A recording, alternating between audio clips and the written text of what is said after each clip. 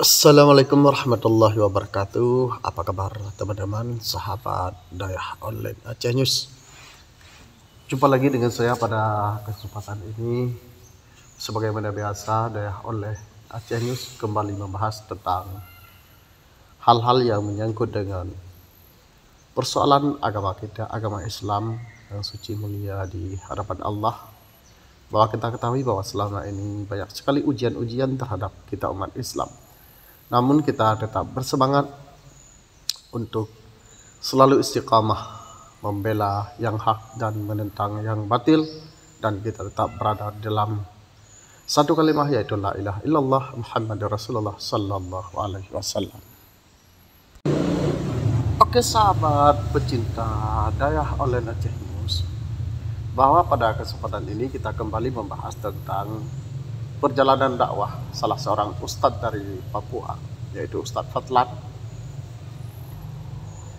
di mana beliau sangat banyak sekali ya kita mendapatkan rintangan yang beliau hadapi, hal-hal yang kalau kita katakan sungguh sangat luar biasa sekali, tapi mampu beliau hadapi berkat keteguhan iman beliau yang ada di dalam dada. Dan beliau sangat konsisten di dalam mendakwahkan agama Islam, memperkenalkan agama Islam kepada siapapun, kepada agama manapun.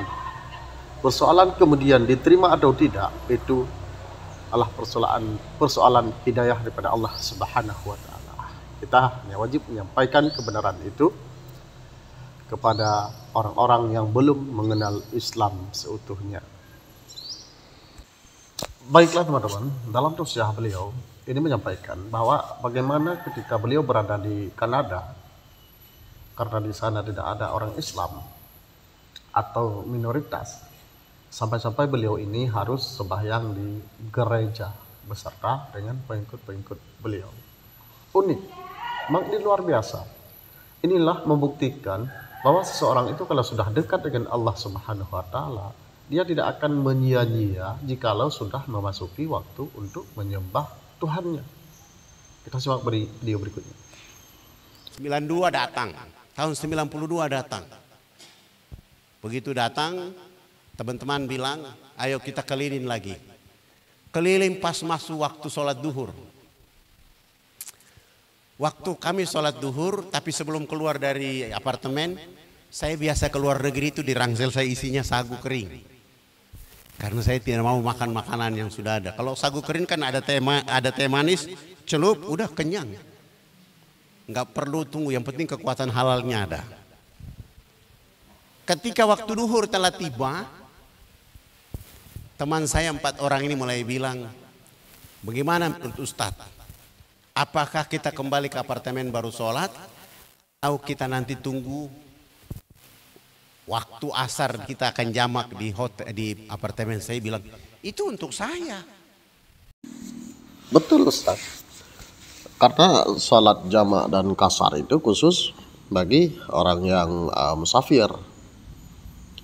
Itu paling dibolehkan 3 hari 3 malam. Kalau orang-orang sudah mukim, apalagi sudah mustautin, itu tidak boleh dibolehkan untuk jamak dan kasar. Ya begitu. Oke, kita lanjutkan. Saya boleh jamak, saya boleh kada sholat saya. Tapi kalian gimana? Kalian sudah jadi penduduk di sini, sudah sekolah lama di sini. Kalian harus lanjutkan itu. Tapi Pak Ustadz, sholatnya di mana? Saya bilang sama mereka, panggil, coba lihat itu. Di depan ada gereja katedral. Berarti teman-teman, Ustadz Fadlan yang dari Indonesia ini, mereka bingung mau salat di mana karena di sana nggak ada masjid. Ya, bukan tidak mau salat, tapi bingung mereka. Karena kan kalau di luar negeri itu masjidnya sangat sedikit. Ya, oke, kita lanjutkan menonton videonya. Kita sholat di sana saja. Ribut 4 orang ini. Ustadz, itu tempat, bukan tempat ibadah kita. Tunggu dulu. Kita tidak masuk ke dalam, kita pinjam terasnya, kita pakai sholat. Agar sholat kita terjaga. Subhanallah, mereka terima, kami datang ke sana. Iyalah ribut karena mereka berpikir kalau salat di gereja itu nggak boleh karena gereja itu dibuat oleh orang Kristen dan untuk ibadat orang Kristen. Tapi kalau kita mengkaji hukumnya, salat di gereja itu dimakruhkan kalau ada tempat lain. Kalau memang di sana nggak ada tempat sama sekali, nggak ada masjid, nggak ada musala, nggak ada tempat yang bersih, ya dibolehkan saja. Ya begitu saudara-saudara. Ada penjaganya di sana dan saya ketemu beliau, saya bilang kami dari Indonesia, kami mau sholat duhur tidak punya tempat, bolehkah kami pinjam teras ini untuk kami sholat duhur? Boleh. Ketika dia izinkan dan saya tanya mana ada selang air, kami pinjam selang air lalu istinja dulu. Kasih bersih, pel kasih bersih, taruh arah kiblat sholat. Ketika kami berdiri sholat, penjaga gerejanya menangis. Menangis. Oh menangis dia saudara-saudara. Dapat tidak? Karena sejak nenek dia lahir sampai nenek dia meninggal, bahkan ketika bapak dia lahir sampai bapak dia meninggal, dan sampai pun dia lahir sampai dia meninggal mungkin, enggak pernah dia melihat orang sembahyang di gereja, orang sholat di gereja. Ternyata ada orang dari Indonesia yang mencoba bersembahyang di gereja. Ini yang membuat penjaga gereja itu menangis. Nah, saudara-saudara, kita lanjutkan mendengar kisah dari Ustadz Fadlun ini, saudara-saudara muslimin dimanapun Anda berada. Sesudah itu kami baca doa, selesai ada teman baca doa. Dan selesai doa kami duduk di lingkaran sholat tadi, satu rantang itu kami 4 orang duduk makan di situ. Ketika kami makan, dia penjaga gereja itu menangis keras dan menangis lagi dia saudara. Mungkin dia lapar Pak Ustadz. Ya, kembali dia menangis melihat Ustadz makan bersama dengan teman-teman. Ya, tapi apakah karena dia lapar atau karena apa? Kita lanjutkan menonton video berikutnya. Saya berdiri tinggalkan kawan-kawan. Saya datangi beliau dan saya bilang,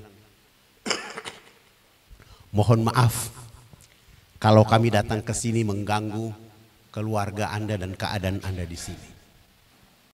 Begitulah orang Islam saudara-saudara. Kalau menganggap bahwa ada sesuatu yang melanggar atau mengganggu, orang Islam ini selalu minta maaf. Nah, sehingga Ustadz Fadlan ini ketika dia makan melihat bahwa orang yang menjaga gereja itu menangis, dia meminta maaf karena di dalam batinnya seakan-akan telah terjadi gangguan, telah mengganggu orang-orang lain di sekitarnya. Tapi dia bilang, tidak, saya tidak terganggu. Saya hari ini bahagia sekali. Ternyata teman-teman dia menangis karena bahagia, ya bukan karena terganggu. Oke, baiklah teman-teman, begitulah kisah perjalanan Ustadz Fadlan dalam menyebarkan agama Islam ke seluruh pelosok negeri bahkan dunia. Beliau selalu mendapatkan hal-hal yang istimewa tentunya dan juga menjadi pelajaran buat kita semua. Terima kasih Anda telah menyimak channel ini dan jangan lupa sekali lagi saya mengajak pada saudara-saudara kaum muslimin untuk meningkatkan ukhuwah Islamiyah. Billahi taufiq wal hidayah. Assalamualaikum warahmatullahi wabarakatuh.